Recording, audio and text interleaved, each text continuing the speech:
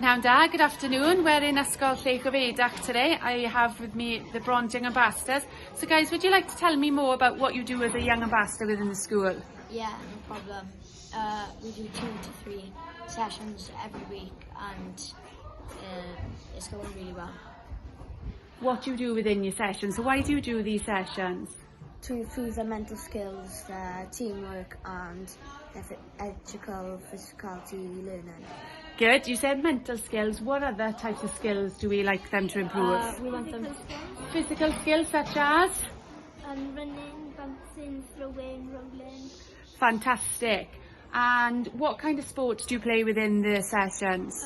We play netball, rugby, football, rounders, pink panther, stuck in the mud and lots of more fun.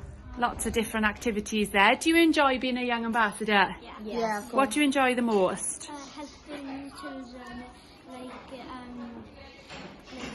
help them with the sports and working as a team. Fantastic. And if there's any schools out there that aren't on board with the Ambassador project, would you say to get on board? Yes, definitely. Yeah?